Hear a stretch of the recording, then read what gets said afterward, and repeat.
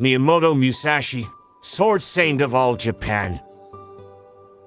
Born in the Harima province, Musashi was trained in the art of ancient Japanese weapon by his father. At age only 13, he faced the first opponent of his life, Arima Kihei. Arima Kihei was a swordsman who encountered Musashi. Eager to test himself, Musashi charged Kihei and struck him with his cane to challenge him to a duel. Kihei responded with a slash of his sword. Musashi tackled Kihei to floor and beat Kihei to death with his cane. After this, Musashi traveled throughout Japan to engage in more and more duels. Not long after, Musashi was granted the title Unrivaled Under Heaven.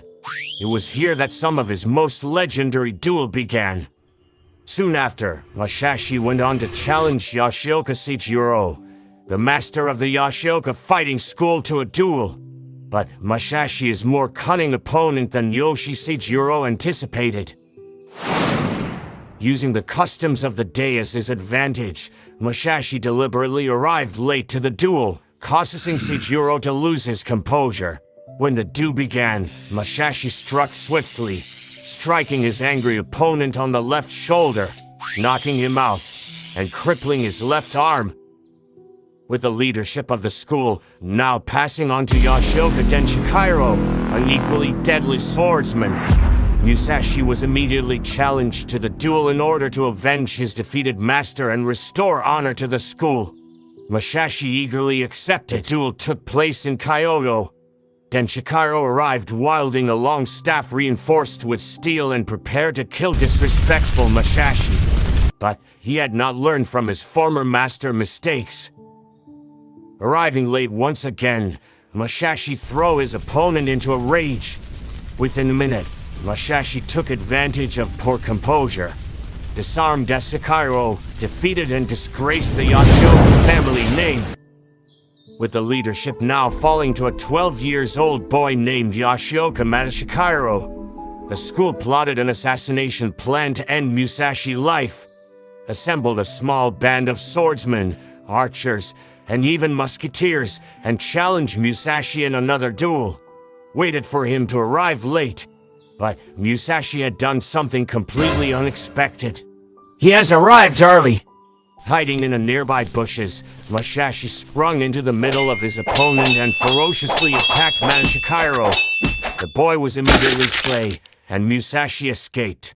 Defending himself against archers, musketeers, and pursuing swordsmen, Musashi drew his second swords to defend himself.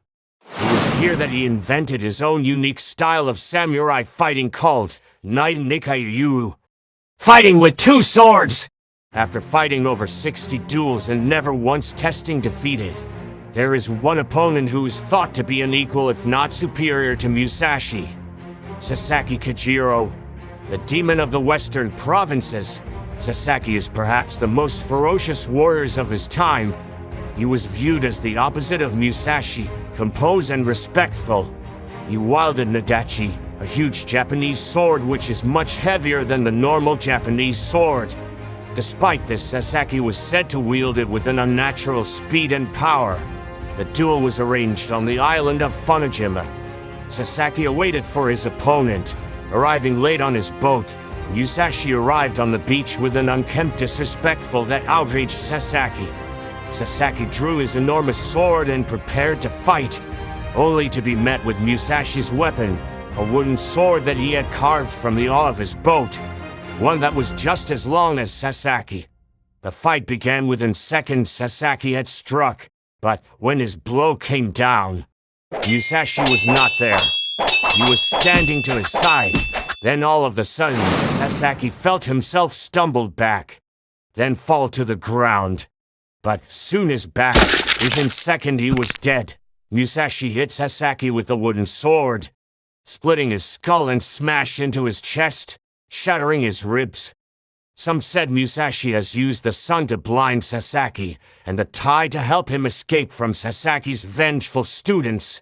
Later in life, when Musashi retired to a cave, embraced his Buddhism roots and wrote the Book of the Five Rings, one of the most famous and influential books on strategy and philosophy ever written.